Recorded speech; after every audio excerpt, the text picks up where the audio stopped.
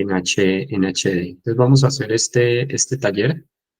Va a ser bastante similar al de la clase previa. Entonces lo mismo, nos va a servir de repaso. Vamos a colocar una inflación de 4% y una tasa de impuestos de 33, modelaje financiero, tasa de impuestos 34, 33, 4 y 33. Ustedes van a recibir este mismo modelo en este momento, en la versión inicial, por si quieren repetir lo que hice en la clase. Vamos a colocarle 40 millones de dólares de una inversión inicial, una planta inicial, y vamos a colocarle 20 años de depreciación. Entonces, ¿en qué se diferencia este de pronto en la clase anterior? En que en la clase anterior nosotros teníamos una inversión que se depreciaba a 10 años, se depreciaba mucho más rápido. El día de hoy nos vamos a enfocar en un modelo en el que vamos a montar un proyecto, pero este proyecto posteriormente se va a convertir en una compañía. Ese es el objetivo muchas veces de montar un proyecto, que se convierta en una empresa y una empresa en marcha que pueda durar 50, 100, varias generaciones. Entonces acá no nos vamos a acelerar tanto en la depreciación como en la ocasión pasada, le vamos a colocar una depreciación de 2 millones de dólares, lo que quiere decir que ustedes deben identificar de este CAPEX que va al flujo efectivo al inicio, en la inversión en propiedad de planta de equipo inicial, y después hay otro tipo de CAPEX que se llama CAPEX recurrente, y también hay una depreciación acumulada. Entonces vamos a ponerle un CAPEX recurrente. Vamos a ponerle un CAPEX recurrente de 2 millones de dólares y una particularidad de la modelación es que el CAPEX recurrente te va a aumentar con inflación. Cada uno de ellos tiene su propia depreciación. Entonces, estos 2 millones de dólares tienen su propia depreciación. Estos 2.080.000 tienen su propia depreciación. Entonces, esto abre un tema que se llama una matriz de depreciación. No le vamos a poner misterio, es simplemente para no tener que hacer este mismo cuadro durante unos 10 veces más, sino que ya en este caso sí simplemente lo trabajamos como una depreciación y observen las diferencias entre los CAPEX. Tenemos el CAPEX inicial de proyecto, este se llama CAPEX de nuevos negocios, y acá tenemos uno que se llama CAPEX recurrente. No lo confundan el CAPEX recurrente con uno que se llama OPEX. La letra OPEX significa Operational Expenditure, porque ese OPEX lo deberíamos modelar acá dentro del costo o de pronto, para encontrarlo más rápido, acá dentro del gasto de administración. Entonces, en este modelo tenemos una diferencia y es que no solo ya esta planta de 40 millones de dólares se está depreciando a 20 años, sino que cada uno de estos CAPEX recurrentes se están depreciando también a 20 años. Entonces, acá tenemos nuestra matriz de depreciación y finalmente lo que estamos haciendo es garantizando que este proyecto tenga valor terminal o valor a perpetuidad, porque finalmente lo que estamos haciendo es garantizando que esta propia planta de equipo, a medida que se va deteriorando estas inversiones, las vamos reponiendo con un CAPEX recurrente o de reposición. Algunas otras clasificaciones de CAPEX, por ejemplo, este que lo estamos llamando recurrente o de reposición de la inversión inicial. Hay otro tipo de CAPEX que se llama CAPEX obligatorio, regulatorio. Es decir, por ejemplo, cuando estamos haciendo valoración, nos aparecen unos CAPEX que son cumplimientos ambientales, legales, de seguridad operacional, que no son discrecionales. Y finalmente, entonces, no confundir CAPEX inicial del proyecto con el CAPEX recurrente, con un CAPEX que puede ser obligatorio, aunque aquí puede haber componentes de obligatoriedad, con finalmente lo que se llama OPEX, que no es más que un gasto que iría en el estado de pérdidas y ganancias en algunas ocasiones, pero esto es digamos, un atajo que tomamos para tener que evitar hacer esta matriz de depreciación que está acá. Simplemente nos llevamos estos 2 millones de dólares al OPEX, pero tenemos que tener cuidado porque estaríamos asumiendo que tienen beneficio tributario, o sea que son totalmente descontables de impuestos, y digamos que el CAPEX tiene unas normas contables para ir a propiedad, planta de equipo y otras para hacer mantenimiento y reparación. Por aquí vamos a tomar entonces el CAPEX recurrente. Vamos a tomar entonces este CAPEX que combina estos dos. Entonces tenemos 40 millones de dólares y 2 millones de dólares. Y observen que utilicé un borde doble para mostrar que este subtotal tiene precedencia sobre estos que están en la parte superior y lo mismo, la depreciación ya es $100.000 y $2.000.000. Entonces ya tengo mi módulo de propia planta aquí. Vamos a tomar 5.000 unidades y $20.000, entonces $100.000.000, se llama análisis P por Q. Vamos a tomar acá, en este ejercicio, vamos a tomar $15.000 de costo unitario, 75%, $10.000.000 de costo fijo. Y acá vamos a colocarle $600.000. Acá lo estamos haciendo similar a la clase previa. Vamos a colocarle 12%. Vamos a colocarle en este ejercicio, pues vamos a devolver el crédito. Podría ser más rápido que antes, pero volvamos a colocar a 10 años y solicitemos $60.000.000. Entonces ustedes acá se van a preguntar, ¿y uno por qué solicita $60.000.000 para una inversión de 40? Y lo que habíamos mencionado es que el capital de trabajo nos empieza a consumir dinero. Lo primero, estábamos haciendo una regla de 3 de 60 días de ingresos. ¿Qué significa una regla de 3 de 60 días de ingresos? 60 dividido 360 días por $100.000.000 de ventas. Luego una regla de 3 de 60 días de costos.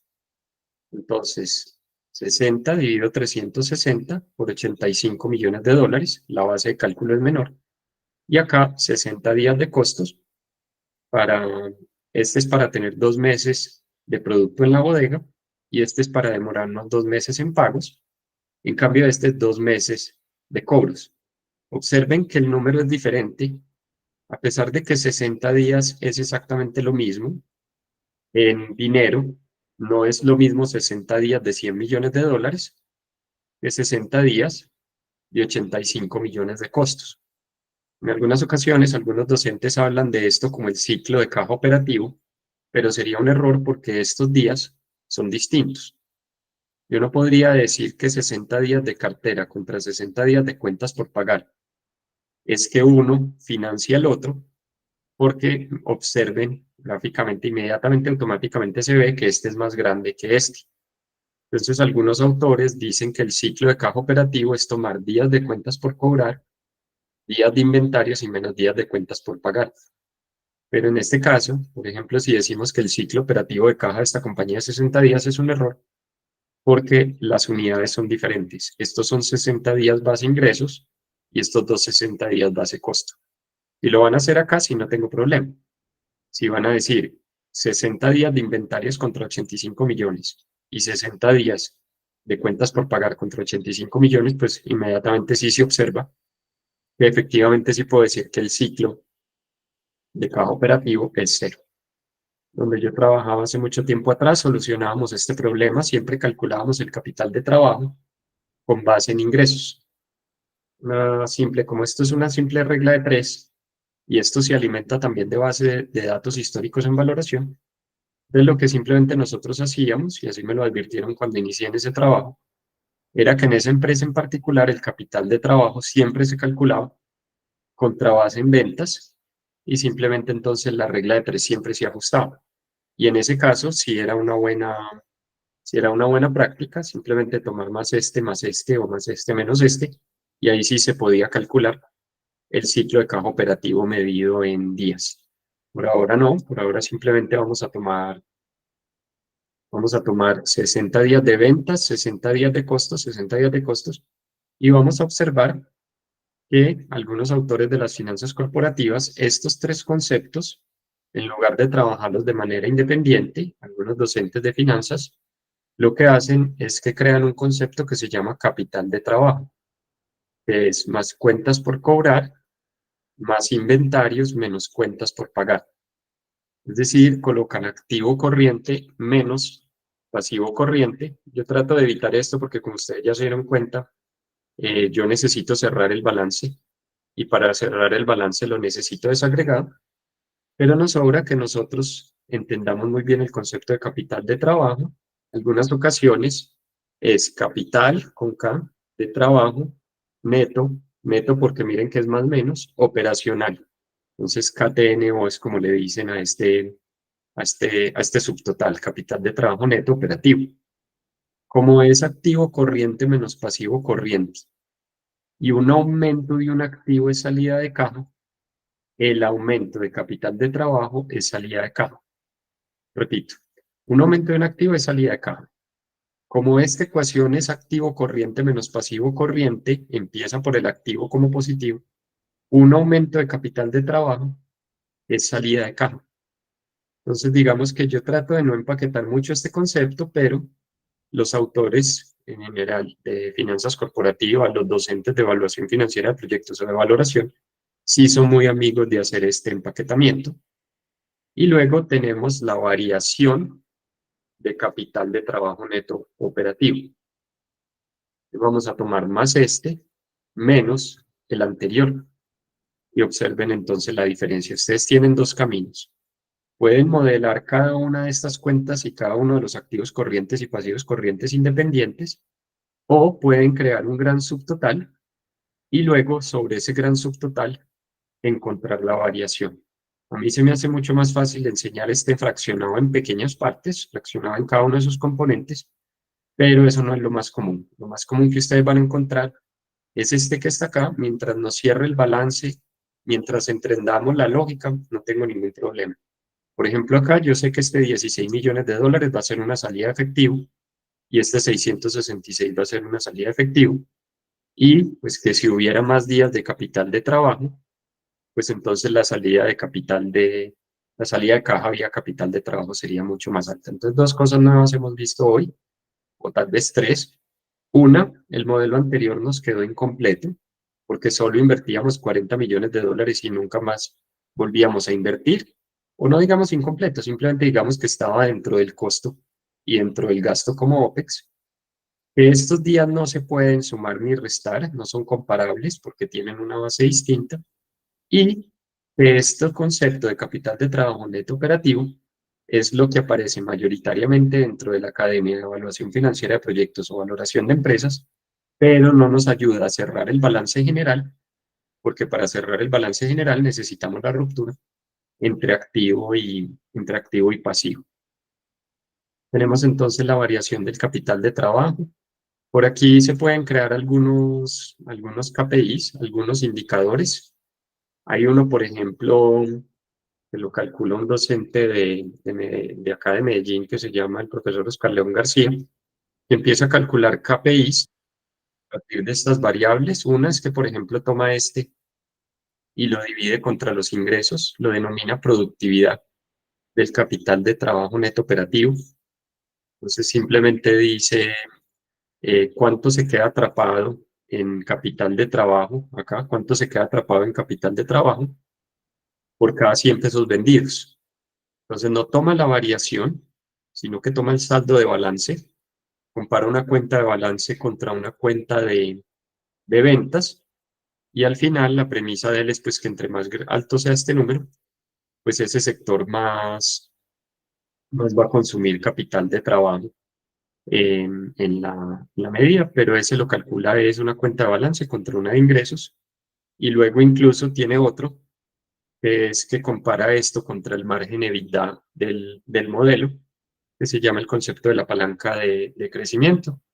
Pero en general yo creo que ya con que nosotros tengamos KTNO, variación de KTNO, y cerremos el balance, yo creo que ya estaríamos con más tiempo, pues con más detalle de lo que necesita.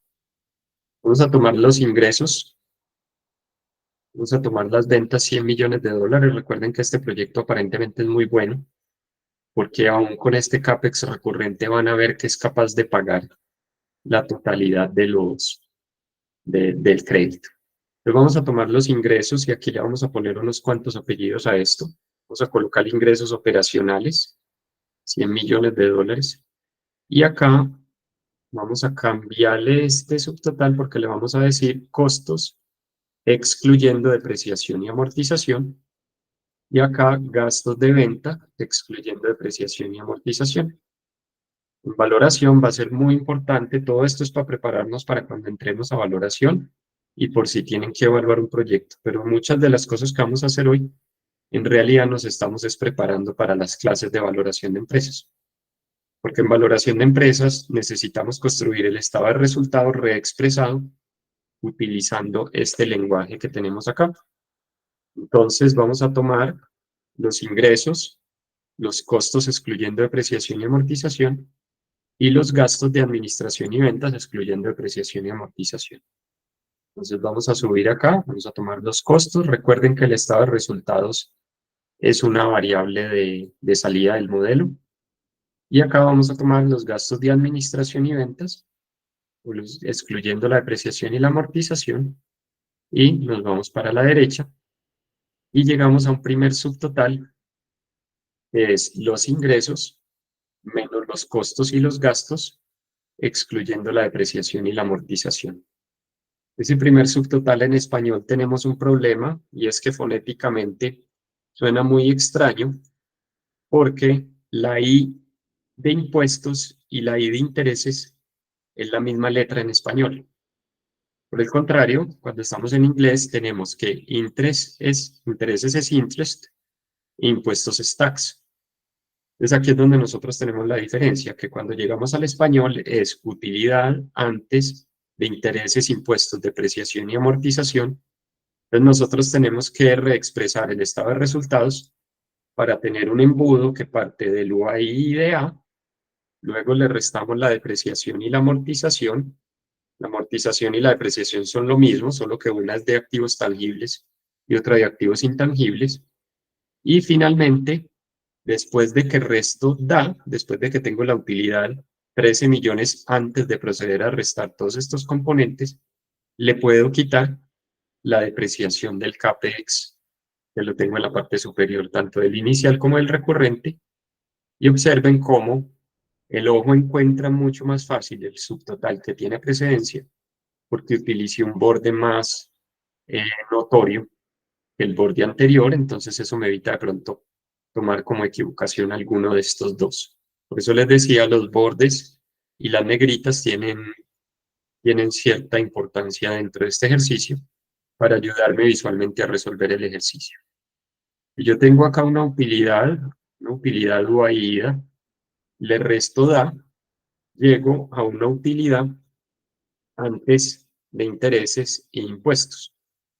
Entonces resulta, como les decía, como fonéticamente la I se repite dos veces, entonces en español tenemos UAIDA, UAII, entonces suena muy extraño. Nos trasladamos al inglés, donde los nombres fonéticamente tienen una mejor aceptación, que es acá tener EBITDA, que es exactamente lo mismo. Earnings before interest, tax, depreciation and amortization. Entonces reexpresamos el estado de resultados para tener EBITDA. Luego le restamos DA, que es la depreciación y la amortización. Separamos estos dos, ¿por qué? Porque dentro de los costos y los gastos separamos estos dos, porque ya dijimos que estos 2 millones de dólares no son una salida de efectivo, sino el recuerdo de los 40 millones de dólares que invertimos en el ejercicio anterior. Y acá fuera de eso, al inicio de este periodo, invertimos otros 2 millones de dólares. Por eso la depreciación es 2.100.000 dólares. Miren que yo domino este modelo no me domina a mí. Si hubiese anexos de estos ingresos, anexos de estos costos, estudios de costos indirectos, ejercicios de pricing, estudios de costos directos, análisis de mano de obra, estudios de dilución de gastos fijos, gastos variables, datos mensuales que alimenten esto. Todo esto para mí, si me compran esta premisa, son anexos de este modelo. O sea, son simplemente inputs en el que si la persona que lo recibe quiere ir a profundizar, lo puede hacer sin ningún problema. Aquí llegamos a uno de los subtotales para mí más importante en el mundo de la valoración, si es que no es el más importante, que es el EBIT. Entonces, el EBIT es lo que nosotros llamamos la utilidad antes de los intereses y los impuestos. En valoración de empresas y en evaluación financiera de proyectos, llegar a este subtotal EBIT es absurdamente prioritario. Ustedes van a decir, ¿y por qué tiene que ser tan importante construir la utilidad en este modelo? ¿Por qué tiene que ser tan importante la utilidad antes de intereses y la utilidad antes de impuestos? Y la respuesta es porque la decisión de financiación, acá en el modelo, la decisión de financiación no necesariamente la tenemos que tomar ya. Por el orden en el que yo les he dictado este curso, iniciamos con una decisión de solicitar 60 millones de dólares, pero eso no necesariamente se tenía que decidir tan temprano. Cuando nosotros llegamos acá, vamos a llegar a una parte, es que le quiero poner la misma letra le quiero poner la misma letra al modelo, pero también quiero que lo podamos visualizar. Entonces, aquí, pensando como en dos cosas al mismo tiempo, porque tengo unos datos que están en Arial, tengo otros que están en Trebuchet, y ya, listo. Y aquí está todo en el mismo tamaño, a ese nivel es este negocio. Miren, cuando yo llego a la utilidad antes de intereses, quiere decir que aquí hay una decisión de financiación. Y en finanzas corporativas, la decisión de financiación es una decisión fundamental, que se desagrega totalmente de la decisión o, digamos, del resultado operacional. El flujo efectivo, por ejemplo, tiene operación, financiación e inversión. En finanzas corporativas, la decisión de financiación muchas veces la toman es con el costo de capital, con el costo de fondeo. Y la decisión entre decidir si un proyecto o una compañía la financian los bancos o los socios es una decisión que le pega totalmente al núcleo de la valoración de empresas y de la evaluación financiera de proyectos. Entonces, cuando nosotros cruzamos este umbral de colocar el interés, todo lo que está en color rojo, en color vino tinto, se va a ver afectado por la decisión de financiación. Entonces yo tengo que tomar el EBIT y tengo que cruzar este umbral. Y eso va a ser fundamental porque aquí se empiezan a abrir incluso unos árboles de metodologías de valoración, que es la metodología de valoración en color vino tinto, metodologías de valoración que van al patrimonio y metodologías de valoración que van a valorar es el activo. Entonces el concepto de EBIT es muy importante dentro de la evaluación financiera de proyectos. Acá, como nosotros decidimos financiar esto en 60 millones de dólares, pues vamos a pagar un interés de 7 millones 200 y acá vamos a tomar la utilidad antes de impuestos por estos impuestos que están acá en la parte superior y nos desplazamos para la derecha y ya tenemos el estado de resultados. Muchas personas cuando ven que construyo este EBITDA de manera descendente, ingresos menos costos menos gastos, me dicen que ellos lo calculan como utilidad operativa y le suman la depreciación, eso está muy bien, pero pues preferiblemente en valoración de empresas y en proyectos podemos calcularlo de las dos maneras y validar que nos lleguen exactamente al mismo resultado. Y si les soy sincero, yo siempre prefiero el método descendente de los ingresos hasta la EBITDA, pero algunas personas toman la utilidad operacional, dado que a la utilidad operacional se le restó la apreciación, se lo vuelven a sumar como una forma de anular su efecto. Lo que pasa es que en valoraciones se me parece peligroso. Hay otras personas que van hasta la utilidad neta, vuelven a sumar los impuestos, vuelven a sumar los intereses y vuelven a sumar la depreciación. Llegan exactamente al mismo resultado, pero de alguna manera, pues piensen ustedes, si yo les ocultara esta información, yo sé que ustedes llegarían al mismo EBITDA, pero ustedes no sabrían finalmente qué número están interpretando. Es decir, si a mí me dan dos opciones, miren que el resultado es 13 millones 400, pero a mí me dicen que prefiero utilidad neta más depreciación, más impuestos, más. Acá simplemente están restando en la utilidad neta y se están volviendo a sumar como una forma de anular su efecto. Si a mí me dicen yo qué prefiero para interpretar este 13 millones 400, la imagen como la tengo en este momento, o este que está acá y ocultar esto, pues yo claramente debería preferir la segunda, porque este 13 millones 400, pues prefiero que me muestren los ingresos, los costos y los gastos y el EBITDA, a que simplemente me muestren un juego de suma cero en el que la información resta y se vuelve a anular, se vuelve a sumar como anular su efecto. Incluso yo voy a preferir hacer un análisis horizontal y un análisis vertical sobre esta parte de la tabla y no sobre este juego de reversar egresos y volverlos a sumar. Entonces yo soy muy crítico, digamos, de los métodos de cálculo de EBITDA ascendentes y soy muy amigo de los descendentes, sobre todo porque esto en valoración va a ser fundamental. Acá tenemos entonces para el modelo de valoración. Acá tenemos entonces la utilidad operativa del EBIT. No se les olvide que el proyecto en su parte operacional genera 11.300.000. Somos nosotros los que decidimos solicitar 60 millones de dólares, pero puede que lo estemos modelando simplemente por ahora, como en una etapa en la que estamos decidiendo si eso es lo que le vamos a solicitar al banco, o si finalmente podemos solicitar 30 millones al banco y 30 millones a los socios, que es lo que se denomina en finanzas corporativas como la estructura de capital. Luego vamos a tomar entonces la utilidad neta, que es el final del estado de resultados, y el final del estado de resultados es el principio del flujo efectivo, que quiere decir que ellos dos en realidad son el mismo, el flujo efectivo y el estado de resultados son el mismo, porque se unen por medio de la cuenta de la utilidad neta. Bajo esta lógica, entonces tengo la utilidad neta, 2.700.000, está afectada por intereses, y los intereses están afectando, corrijo, los impuestos. Entonces vamos a tomar esta utilidad neta. Esta utilidad neta me genera 2.747.000 dólares de caja, 6 millones, 9 millones. Miren que este proyecto es muy bueno.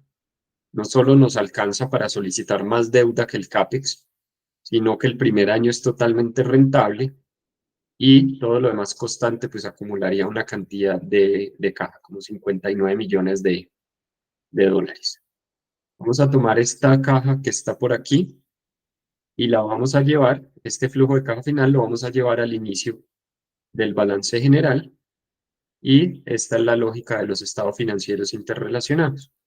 Simplemente esta caja se va acumulando en el modelo, y una recomendación bastante importante es que esté disponible si acumule al 0% de interés a favor, para que después no vaya a tener problemas de inconsistencia si realizo la metodología de valoración por modelo de descuento de dividendos, y el modelo de pronto comete un error de doble contabilización en la que me genera un interés a favor, lo reparto como dividendos y después genera un interés a favor, lo reparto como dividendos, pero el modelo de pronto me queda sin precisión. Entonces, para evitar el error, vamos a asumir que toda esta caja se está invirtiendo al 0%.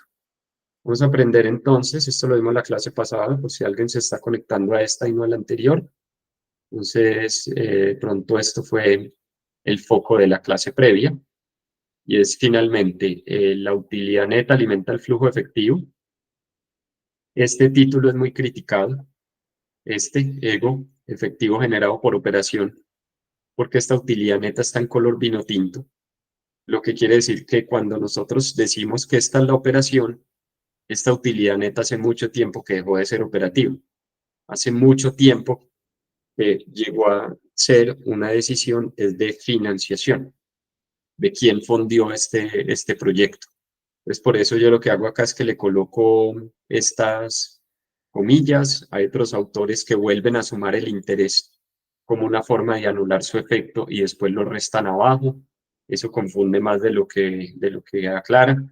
Y finalmente, pues vamos a ver más adelante cuál es la solución a este problema de este color vino tinto, que es que este proyecto va a estar influenciado, los impuestos principalmente van a estar influenciados por nuestra decisión de financiación. Entonces, por ahora, vamos a mirar el balance general, nos está avisando que está totalmente descuadrado porque acabé de acumular caja en el activo. Entonces, vamos a tomar la utilidad neta, está por acá, el principio del flujo efectivo. Nos desplazamos para la derecha, cuadra en el primer año, pero ya no cuadra en el segundo. Miren acá la diferencia. Y me desplazo para la derecha. Y luego acá vamos a tomar más el saldo anterior, lo que estaba retenido, más la utilidad neta anterior. Y en este momento, el paso número 1 para el cierre de la ecuación contable y que el activo y el pasivo del patrimonio cierre, pues es finalmente que yo me lleve la utilidad neta para la caja y que me lleve la utilidad neta para el patrimonio. Entonces, como es el mismo dato, finalmente acá el balance general me está funcionando. Vamos a tomar entonces la cartera. Este es el estado de situación financiera. Miren que el capital de trabajo en el cierre de balance está desbalanceado. Entonces vamos a buscar la cartera. son 16 millones de dólares, 17 millones de dólares, me desplazo acá para la derecha, y me voy para un componente que se llama cambio en capital de trabajo.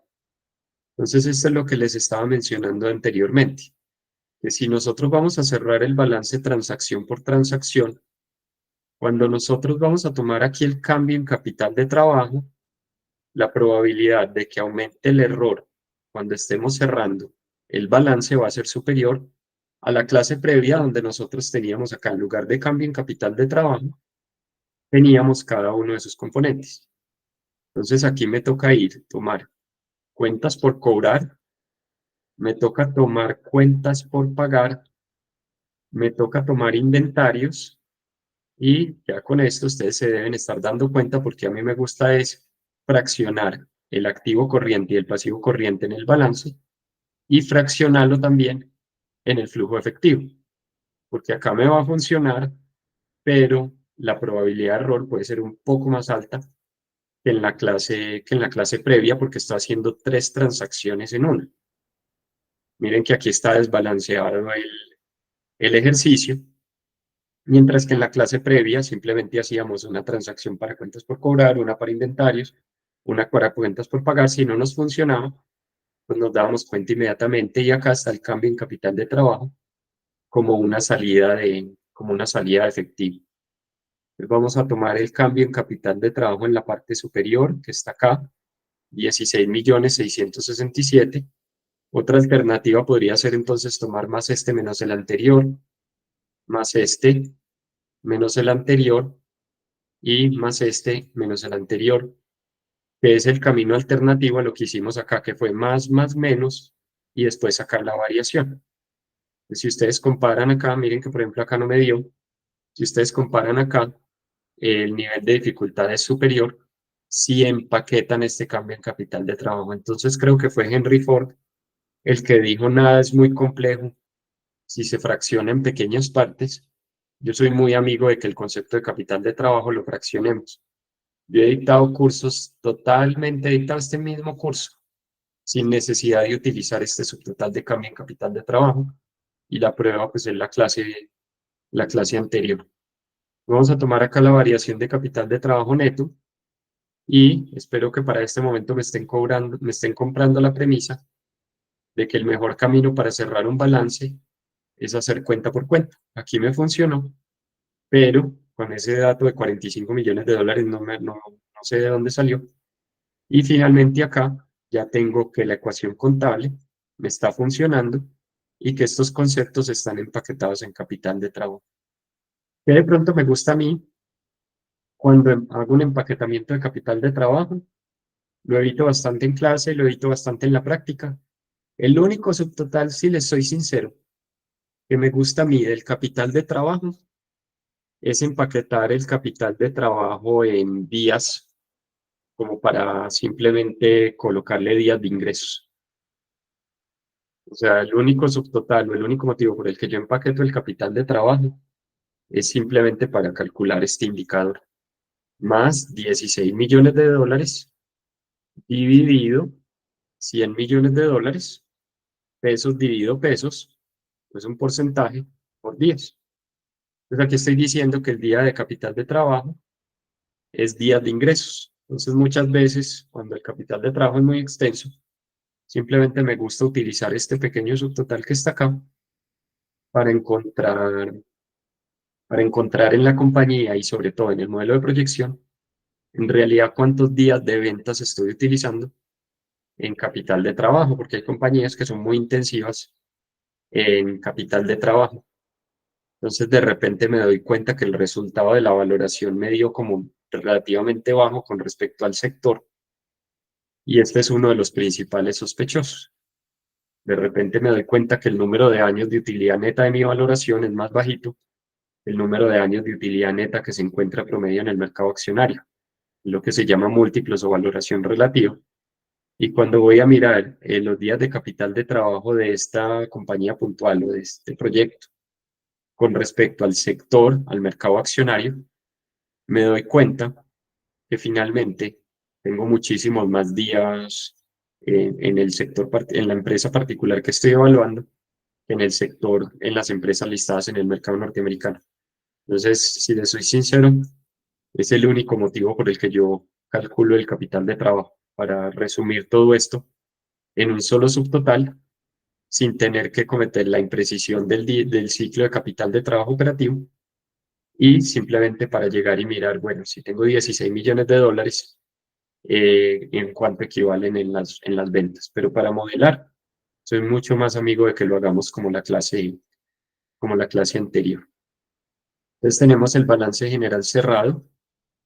Vamos a incorporar la depreciación, vamos a reversar la depreciación. La depreciación no es una salida de efectivo, entonces la podemos tomar de acá, del subtotal con doble borde, y si queremos minimizar la probabilidad de error, pues mejor todavía tomarla de esta depreciación del estado de resultados, porque efectivamente lo que estoy diciendo acá es que estos 2 millones de dólares que le estoy restando a la depreciación, se la vuelvo a sumar como una forma de anular su efecto. El balance general se descuadra, entonces me voy acá para la derecha, y acá, en este que es aumento en propiedad planta de equipo CAPEX, tengo el segundo subtotal del flujo efectivo. Miren, el flujo efectivo desde la contabilidad, con toda la intención del mundo y todo el cariño del mundo, trataron de que fueran tres subtotales: operación, inversión y financiación, y que el flujo de caja fuera la combinación de esas tres. Porque cuando se inventaron la contabilidad, dijeron que interesante sería que lo que yo genero de operación me alcance para invertir y me alcance para pagar deuda. Con lo que no contaban es que los intereses son el punto de partida de la utilidad, o sea, los intereses afectan los impuestos, y eso, pues, eso afecta a la utilidad neta, y esa utilidad neta la vamos a llamar operación. Entonces, los teóricos de las finanzas corporativas nunca han estado de acuerdo con este fraccionamiento entre operación, inversión y financiación. Lo consideran imperfecto, y el color vino tinto, bastante llamativo, nos está quedando en este momento. Antes de terminar la clase lo cambiamos de pronto por un color menos notorio. Es para avisarme que esto no es la operación. Esto vino afectado por los 60 millones de dólares, y la prueba es que si queremos cambiar esos 60 millones de dólares por 30 millones de dólares, este efectivo generado por la operación va a cambiar. O sea que este título es incorrecto. Si esto de verdad fuera un efectivo generado por la operación, 11 millones 819, si decidiéramos cambiar esto a 30 millones de dólares, él no se vería afectado. Y la realidad del asunto es que afecta a los impuestos, afecta a los intereses y afecta a este subtotal. Y ya con eso es suficiente información para decir que este efectivo generado por la operación del flujo efectivo método indirecto, le vamos a colocar unas comillitas y vamos a decir: esto es el efectivo generado por la operación. No quiere decir que no nos va a ser de alta utilidad para interpretarlo, solo que vamos a tener que tener precaución con esto. Vamos a tomar acá el CAPEX. El CAPEX lo tenemos en la parte superior. Entonces vamos a buscar el doble borde, el borde que tiene más precedencia. Y acá 40 millones, 2 millones, 2 millones 80. Ustedes dicen: ¿por qué esta depreciación es 2 millones 100? Porque este se terminó acá y se empezó a depreciar. E inmediatamente, el 31 de diciembre, que terminé los 40 millones de dólares, el 1 de enero, invertí 2 millones de dólares. Entonces, sí alcanzó a generar depreciación dentro de este mismo año. Ustedes tienen que mirar acá, me voy a volver un poco acá al inicio de la clase. Estos 2 millones de dólares generan depreciación inmediatamente, mientras que este genera depreciación posteriormente. Y ustedes dicen: y eso es relativamente importante en modelaje financiero. Es muy importante que ustedes sepan, y sobre todo lo vinculen al contenido de matemáticas financieras, es que cuando nosotros estamos acá con un año 2, en realidad lo que tenemos es un momento acá, un momento inicial, que es con el valor que comenzó, un momento final, que es lo que terminó, y un periodo, que es lo que se generó durante. Eso es muy importante porque los tres, usted simplemente, como el Excel es una cuadrícula, Usted simplemente va a encontrar pesos 100. Y es usted como analista el que tiene que saber si esos pesos 100 se refieren al saldo inicial, al saldo final o el interés que se generó durante. Entonces, por ejemplo, yo tengo año 2 y a mí me dicen 100. Y ese 100, si me dicen que es un saldo inicial de deuda, entonces ese saldo inicial de deuda quiere decir que está ubicado al inicio del año 2. Algunas ocasiones incluso le colocamos fechas en la parte superior, le colocamos así, por ejemplo, 1 de enero, 31 de diciembre y el año, por si nos queremos ubicar muy bien en el tiempo. Y a este le colocamos año 2. Son 4 líneas acá en la parte superior. Saldo inicial 100, saldo final 100. Y miren que por ser el Excel una cuadrícula, estamos ubicando acá, acá, y el interés, que fue lo que se generó durante todo el año, 20. Entonces, en la misma cuadrícula yo tengo 3 datos, y uno está al inicio, uno está al final, y otro está durante. Entonces dicen, eso sí es importante. Sí, porque en matemáticas financieras es el equivalente a tener el momento 0, a tener el momento 1, acá, el momento 1, y finalmente todo esto es el n igual a 1. Entonces, si yo invierto 10 millones de dólares a una tasa de interés del 10%, voy a tener 10.1 millones de dólares al final. Momento 1, momento 0. Y yo tengo que saber si este lo traigo a valor presente o si este no lo tomo acá. Entonces, implícitamente, si yo digo que la inversión es 2 millones de dólares y la depreciación es 100, lo que estoy diciendo es que esta inversión se hizo al inicio, tanto que el mismo año que se hizo, se alcanzó a depreciar en 100 y terminó en un menor valor. Entonces, parece trivial, pero no lo es, porque de pronto en ejercicios para calcular el valor presente neto, de pronto alguna persona coloca la función de BNA, una tasa de descuento del 15%, y le toma 40 millones. Entonces, de repente tomaste la inversión inicial. ¿Dónde está el CAPEX inicial de este modelo? Tomas el CAPEX inicial de este modelo y por accidente lo llevas un periodo para atrás, lo descontás un periodo, pues lo mandaste un periodo para atrás. Y yo acá tengo que decir, no, si yo voy a evaluar este proyecto, pues yo no voy a descontar este periodo, yo no quiero que sea 34 millones de dólares en valor presente. Yo voy a traer a valor presente acá. Y me ubico acá con esta crucecita y empiezo a decir, no, si voy a hacer ejercicios de matemáticas financieras, que es el objetivo por el cual en esta línea solo utilizamos unidades de tiempo, entonces tengo que tomar 40 millones para el cálculo de la tasa interna de retorno o del valor presente neto. Y eso quiere decir que estoy evaluando el proyecto en este punto. Este que está acá sí lo puedo traer uno para acá.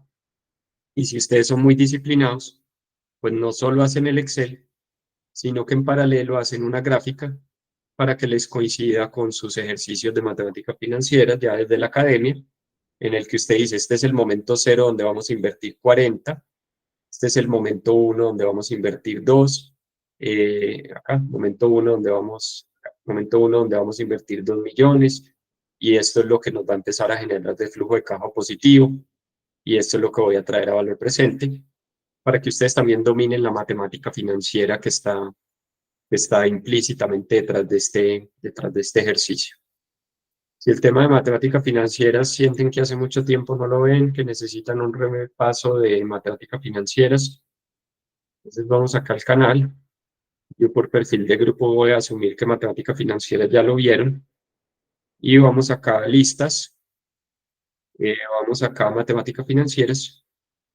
Y si este tema lo necesitan reemplazar, necesitan ver estos 3 videos, 19, 25 minutos, porque acá finalmente en estos videos pues es donde hacemos todo el repaso de matemáticas financieras, incluyendo el momento 0, el momento 1, y esto tarde o temprano nos lleva al valor presente neto y a la tasa interna de retorno, que finalmente miren que necesita tener claridad, nuestros 40 millones de dólares son 6 millones de dólares, de dónde ubicarlo en el tiempo, Y ojalá se vean este video para que no se vayan a equivocar con la función de más BNA, como acabó de ocurrir, que la función de BNA me cogió la inversión inicial y me la convirtió en 34 millones de dólares, que pues desaparecerle 6 millones de dólares a una inversión inicial, pues sería bastante complejo. Entonces acá está el momento cero, el momento uno, y finalmente tengan esa tranquilidad de que ustedes están ubicando bien en el tiempo las cuentas, sobre todo porque algunas personas le colocan a esto año cero, y el año cero no existe, lo que existe es un momento cero del año uno. Entonces ahí es donde tenemos que tener esa claridad.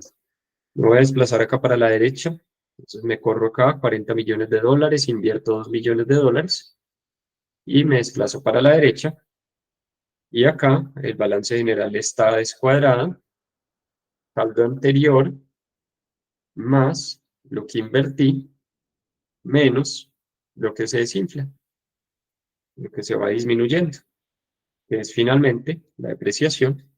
Y acá la ecuación contable me va funcionando, lo que quiere decir que en este ejercicio, pues acá está ya incorporado el CAPEX recurrente. La diferencia de pronto con la clase anterior, de pronto no, la diferencia con la clase anterior es que estos 40 millones de dólares se convertían en cero totalmente. Y acá estos 40 millones de dólares siguen siendo 37 millones 800 mil. La gran ventaja de este modelo es que en el año 11 no se va a acabar el modelo. De hecho, prácticamente en el año 11 podríamos estar diciendo de aquí en adelante es que comienza lo interesante porque ya este proyecto, de una vez ya haya superado 11 años de vida, esto ya es una compañía. Aquí ya podríamos es pasar a hacer una valoración de una empresa. Esto ya no es un proyecto, esto ya tiene un EBITDA, esto ya tiene unos ingresos, nunca dejamos caer la propia planta de equipo, no solo pues porque asumimos que la depreciación es a 20 años, sino porque también le adicionamos otros 2 millones de dólares todos los años para que sea un CAPEX de reposición. Y acá simplemente pues como la caja negativa no existe, una de las restricciones del modelo es que este número no sea negativo, entonces vamos a tomar el segundo subtotal de color vino tinto, que es solicitar 60 millones de dólares de nueva deuda y reversarla. Es el dolor digamos, el dolor, la molestia de los teóricos de la evaluación financiera de proyectos, es que esto no es operacional, sino que esto es un gran híbrido entre operación, financiación, y eso nos afecta a intereses, impuestos, y peor aún, vamos a pagar acá el capital y cerrar el balance. Les pago 3.419.000. Todo esto está hecho en la grabación anterior. Simplemente lo pueden volver a revisar. Y acá, o si quieren ensayarlo, recuerden que van a recibir la versión inicial. Vuelven y cierran el balance. Preferiblemente que trabajen con esta versión 2, porque es mucho más robusta que la anterior, excepto que tengan esta precaución. Si quieren, el ideal sería que tomaran este taller 2 y cambiar este cambio en capital de trabajo por cuentas por cobrar, inventarios y cuentas por pagar, y que les cuadre la ecuación contable. Si este curso tuviera tareas, que no las tiene, ya suficientes ocupaciones tenemos, sería que tomaran el taller 2 y le cambiaran esto por cuentas por cobrar, inventario y cuentas por pagar. Luego vamos entonces acá, el balance general está descuadrado. Lo importante es que esta caja no sea negativa. Luego vamos a tomar más saldo anterior, más la nueva deuda, menos la amortización de capital. Y observen que el balance general está cuadrando. ¿Qué problema tengo? Tengo nada más y nada menos que este problema. Estos 20 millones de dólares que están acá, en realidad no son una inversión o un flujo de caja que me entre a mi favor. Estos 20 millones que están acá simplemente que solicité más de lo que el modelo necesitaba. Este segundo año me solicita caja, entonces el saldo es negativo. Luego me subo a la parte superior, que está por aquí, y el saldo es negativo, negativo, negativo. Y por aquí, entonces, observen esta particularidad de este modelo. La particularidad de este modelo es múltiple. Una, Pues finalmente, que yo no sé si puedo confiar en esta tasa interna de retorno de 6,36.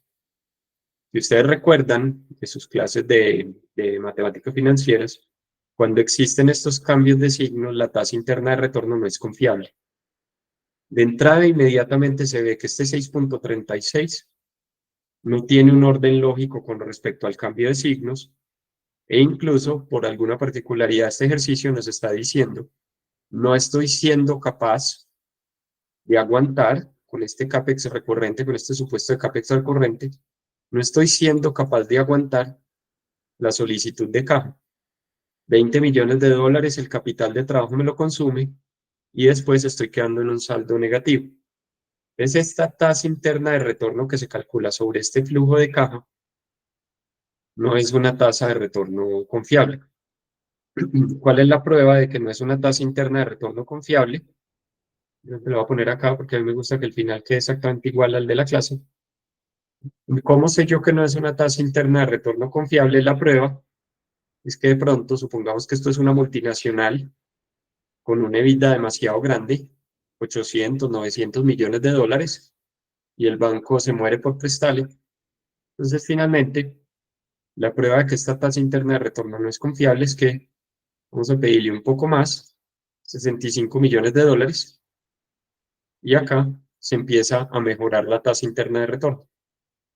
Pues esto no tiene ningún sentido, que si solicito más dinero, la tasa interna de retorno mejore.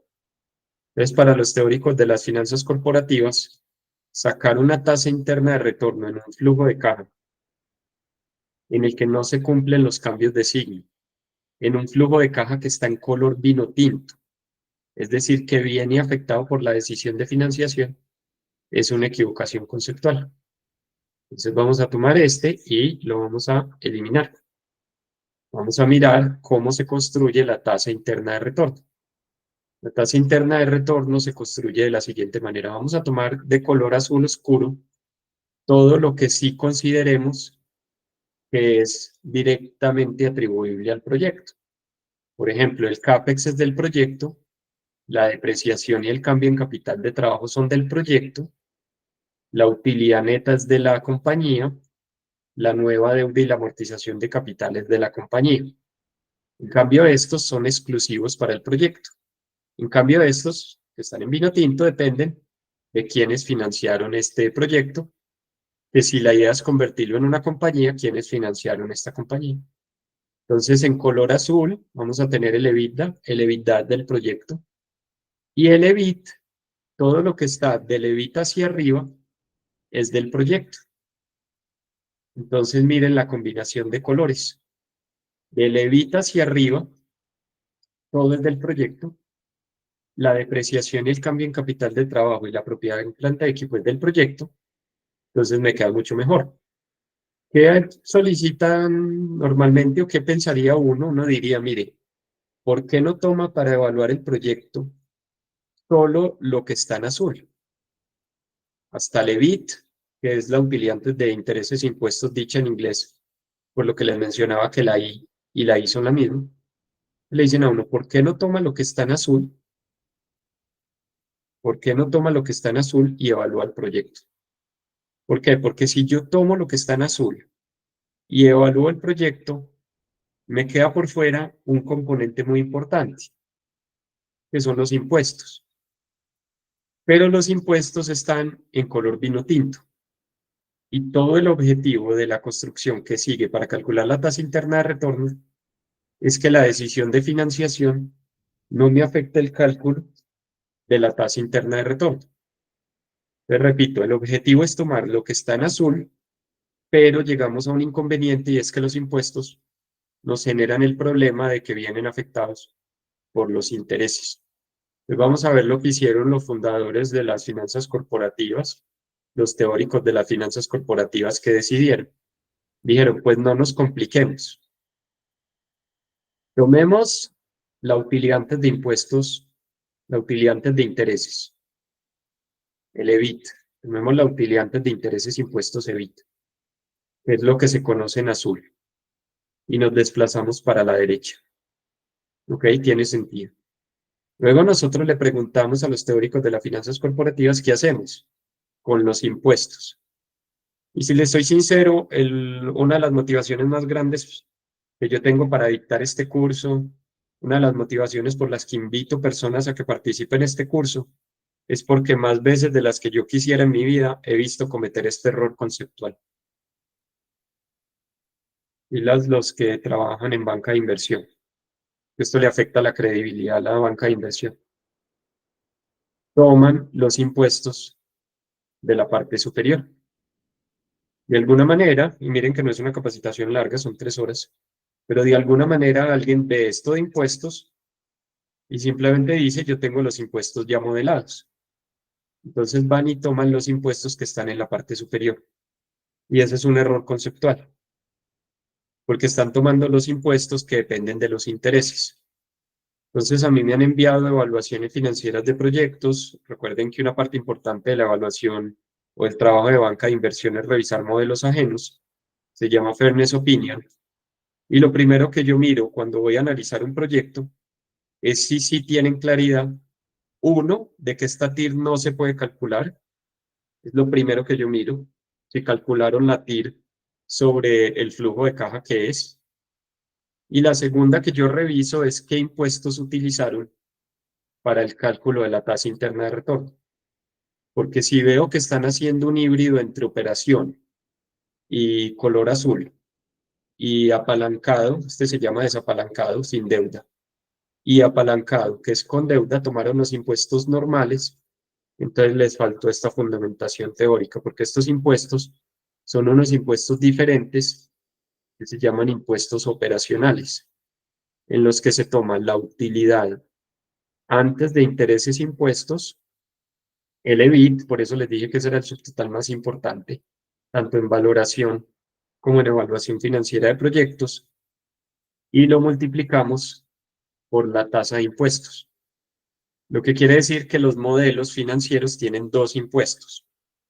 Los del flujo de caja libre operacional, ahora sí le ponemos operacional y ya no le ponemos operacional entre comillas, ya no le ponemos, no, ya solucionamos el problema que tenemos de que el color vino tinto nos afecte este. Llegamos a un subtotal muy popular de las finanzas, que es qué pasa si usted resta a la utilidad operacional este 33%, le queda el 66%. El profesor Damodaran, este subtotal tiene 3 nombres. En español se llama utilidad operacional después de impuestos UODI, utilidad operacional después de impuestos UODI. En inglés, algunos autores la denominan NOPAT, que es Operating Profit. Operating Profit es utilidad operacional. Net, porque pues hay un neto entre ingresos y gastos. Y After Tax. Entonces, NOPAT es simplemente WODI en inglés. Pero el profesor Damodaran, para no, digamos, entrar en discusión de no, yo le digo NOPAT, yo le digo WODI, en su practicidad absurda, no le pone nombre, sino que le pone fórmula. Entonces dice, mire, es lo mismo restarle, multiplicarlo por el 33 y restarlo, es exactamente lo mismo, le voy a pedir prestado al modelo esta línea, es exactamente lo mismo tomar 11.300.000 de bit por 1 menos el 33%. Entonces él dice, mire, lo que tomamos acá es simplemente un ejercicio en el que estoy tomando el EBIT por 1 menos T me da 7.571.000. Y es totalmente operacional. La prueba de que es totalmente operacional, memorícense este número, 7571.000.000, es que si decidimos que nos van a financiar y no necesitamos ni siquiera solicitar deuda a pesar de todos los esfuerzos comerciales del banco por prestarnos al 12 y al 10, decidimos que no es necesario. Entonces acá, 7571.000.000, este dato no se afecta, no se afectan los impuestos, no se afecta absolutamente nada. De hecho, si tienen buen ojo, es posible que ahorita ustedes comparen este con el flujo de efectivo sin deuda y lleguemos exactamente al mismo resultado. Entonces, por acá, finalmente, tan es así que miren que la utilidad neta es la misma.